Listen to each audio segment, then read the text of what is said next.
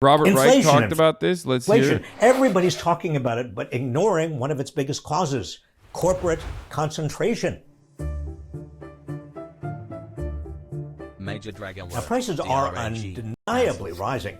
In response, the Fed is about to slow the economy, even though we're still at least 4 million jobs short of where we were before the pandemic. And millions of American workers don't get the raises they deserve. Republicans haven't wasted any time hammering Biden and Democratic lawmakers about inflation. Skyrocketing inflation. Inflation. But don't fall for their fear-mongering. Everybody's ignoring the deeper structural reason for price increases, the concentration of the American economy into the hands of a very few corporate giants. Power to raise prices. If the market were actually competitive, corporations would keep their prices as low as possible as they competed for customers. Even if some of their costs increased, they would do everything they could to avoid passing those costs on to consumers in the form of higher prices, for fear of losing business to competitors. But that's the opposite of what we're seeing. Corporations are raising prices even as they rake in record profits.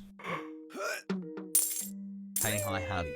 How are you? Corporate profit margins hit record highs last year. Yes, he is. You see, these corporations have so much market power, they can raise prices with impunity. So the underlying problem isn't inflation per se, it's lack of competition. Corporations are using the excuse of inflation to raise prices and make fatter profits. Take the energy sector. Only a few entities have access to the land and... It's so strange that, like, it's so strange that people just don't think ever about, like, cutting the profit margin, like, a little bit. You know what I mean? Like, it's wild. I saw a post about how the invisible ways that, like, our food producers will readjust for costs. Like, they'll put 2 less chips in a Dorito bag. You know what I mean? And that, for the same price, maintains the exact same price point while also simultaneously gives you less chips, or 5 Doritos chips, right? And I was thinking, like, okay, it's not just 5 less Doritos chips, though, dog. Like, your profits are still the same. Like, you're literally adjusting your production specifically to maintain the same level of profit.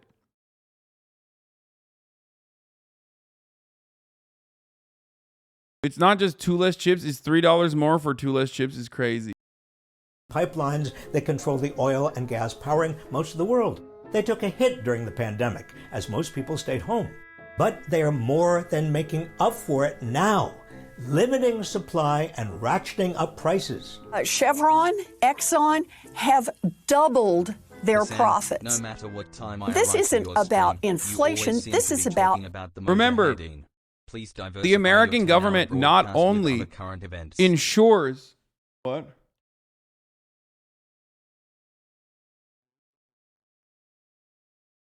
The American government literally fucking allows the fossil fuel industry to be a profitable industry, okay?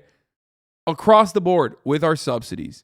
That's number one. Then also on the tail end, we offer them bailouts and we offered them fat fucking emergency funding packages throughout this crisis because they weren't selling enough. We also beefed up our reserves in the beginning of COVID because we knew that they needed to sell more barrels of oil. Otherwise, it was like they're just literally fucking, they're gonna die.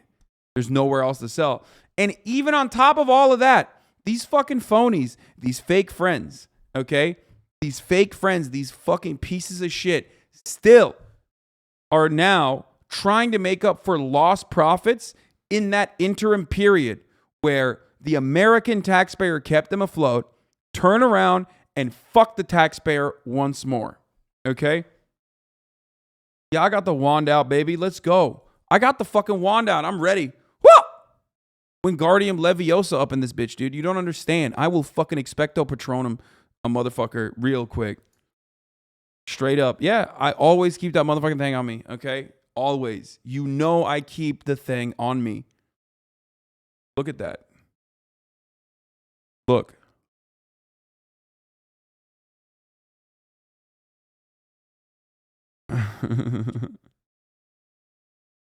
Expect petroleum. Yeah, I'm strapped. I'm strapped up. Price gouging. Or look at consumer goods. In April 2021, Procter & Gamble raised prices on staples like diapers and toilet paper, citing increased costs in raw materials and transportation. But P&G has been making huge profits. After some of its price increases went into effect, it reported an almost 25% profit margin. Looking to buy your diapers? Yo, look at that. Exactly. It can't be 10%, okay? They can't have year over year 10% profit margin. It just can't. They can't do that. That would be communism, okay? That would not be capitalism. That'd be communism, brothers. So we can't do that. Okay, Hasan got the Slytherin drip with Gryffindor values. Oh my God. Elsewhere, well, good luck. The market is dominated by P&G and Kimberly-Clark, which not entirely coincidentally raised. By the way, for people saying, think of the shareholders, I would literally fucking Wingardium Leviosa those shareholders, okay? I am fucking strapped up, dude. I go, hey, abracadabra, motherfucker. You know what I'm saying? Better watch out, shareholders. I'm strapped up with this wand, okay? Yeah, I would levitate them. Raised its prices at the same time. Another example. In April 2021, PepsiCo raised prices, blaming higher costs for ingredients, freight, and labor. It then recorded $3 billion in operating profits through September. How did it get away with this without losing customers? Pepsi has only one major competitor, Coca-Cola, which promptly raised its own. I mean, technically, yes, we are all shareholders. Like, I'm a shareholder. You know what I mean? Most people in this chat that have a 401k, or all people in this chat that have a 401k is technically a shareholder. But you know what I mean. Okay? That is also one of the other awful parts of this entire fucking process. This awful, awful way that this economy has worked. This awful way that we have reorganized the entire fucking economy to basically fucking socialize all the losses and maintain this privatized wealth accumulation for all of the profits by functionally removing the government's responsibility and duty to ensure that there's a safety net once you are no longer a productive worker, okay? By turning the Social Security safety net into a 401k, turning pension plans into a 401k, making everybody feel like they have a say in what happens, or making everybody's interest, financial interest in their future security tied to the fucking marketplace, the stock market. Now, of course, the irony of that is that, 90% of the stock market is still owned by the top 10% of wealth. A lot of you are still in here in the top 10% of wealth, myself included, obviously. But our share of that, even in the top 10% of wealth, our share of the fucking stock market's gains is minuscule in comparison to the real big boys. I feel like we've gone from daycare to dungeon with how he's waving that wand around. You know, dude. You know I'm waving it. Home prices. Coca-Cola recorded $10 billion in revenues in the third quarter of 2021, up 16% from the previous year. But wouldn't the company get sued or the CEO get fired for breach of fiduciary responsibility? The system doesn't allow it. I mean, that's a little bit fucking bullshit, okay? I mean, the fiduciary responsibility itself is bullshit. But yes, there is a legislative path out of this to, first and foremost, change the fiduciary responsibility, okay?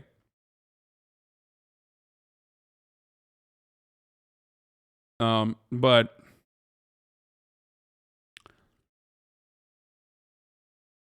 you mean the capital owners are throwing their workers under the bus so they can fulfill unlimited growth? Wowie woo wow? Yes.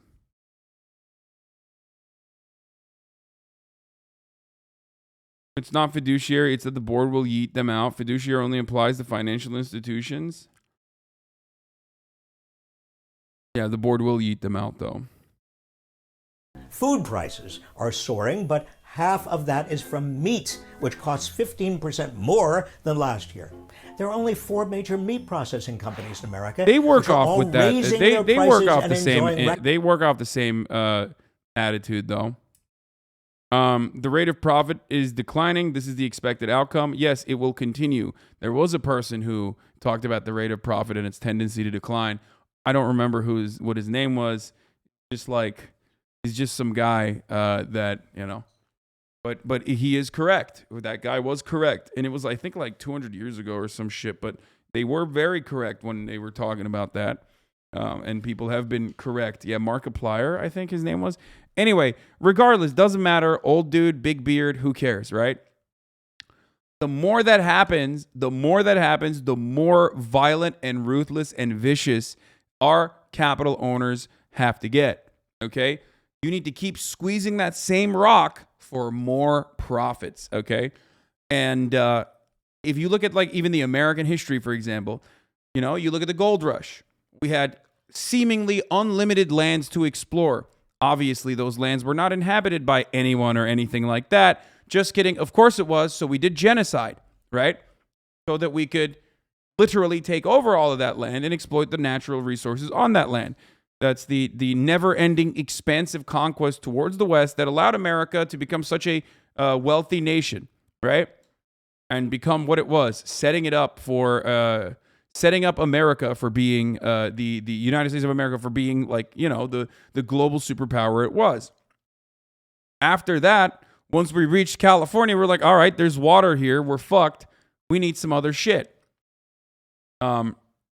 Why don't you say y'all more? What? I don't know. Part of what capitalist nations and capital owners that dictate what bourgeois governments do needed to do was find new and better ventures to continue extracting natural resources. Okay? And the only way to maintain that these natural resources that we need from the ground that don't grow in the United States of America was by making sure that those countries were still unable to develop on their own, by keeping them down through a sequence of colonialism, imperialism, neo-imperialism, and debtor capitalism, which we engage in to this day. Today's New York Times Daily was actually incredible. If you guys want to watch that, that is like a perfect example of what kind of attitudes the American media has towards American imperialism and what kind of attitudes that Americans in general should have towards extracting cobalt from the Congo region. Like at the behest, supposedly at the behest of the Congo government, even though it's not. The nation.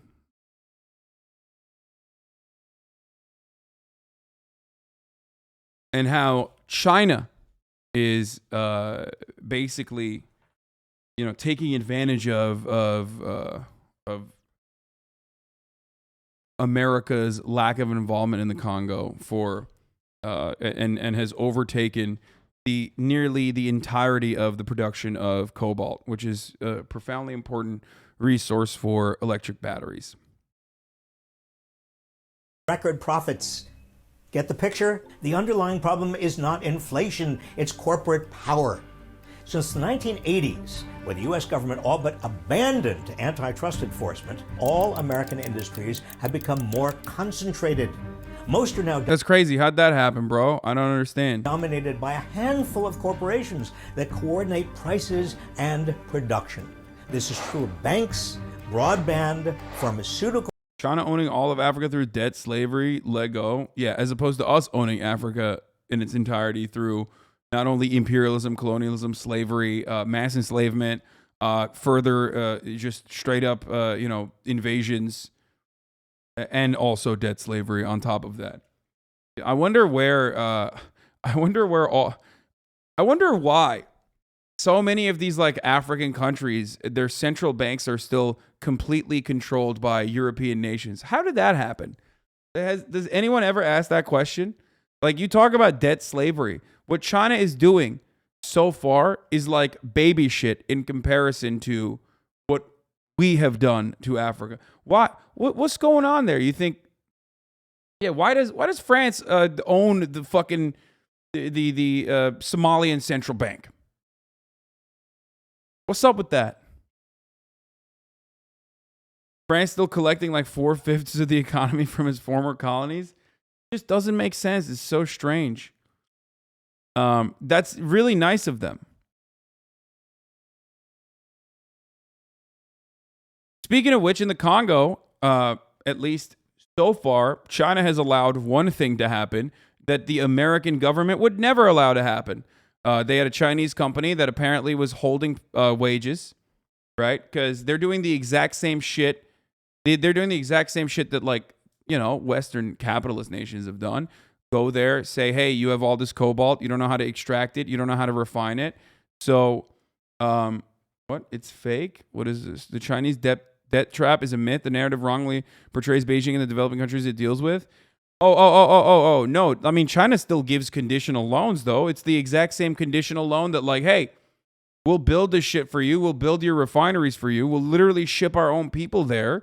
We'll build all of the infrastructure there. But of course, you know, the alternative is, I mean, or what you have to give us is your natural resources that we extract for you and that we refine for you. That's exactly what Western nations have done. It's just what Western nations do ultimately is way more brutal and way more violent than what China has done thus far.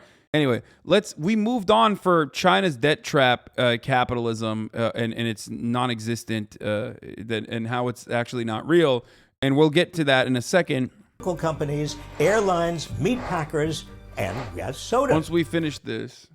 Corporations in all these industries and more could easily absorb higher costs, including long overdue wage increases, without passing them on to consumers in the form of higher prices. But they aren't. Instead, they're using their massive profits to line the pockets of major investors and executives, while both consumers and workers get shafted. How can this structural problem be fixed? Fighting corporate concentration with more aggressive antitrust enforcement. Biden has asked the Federal Trade Commission to investigate. Whoever said Robert Reich is a short king is absolutely correct, by the way. He really is. Number one short king. He is a short king. Oil companies. And he's appointed experienced antitrust lawyers to both the Federal Trade Commission and the Justice Department. So don't fall for Republicans' fear-mongering about inflation. The real culprit here is corporate power.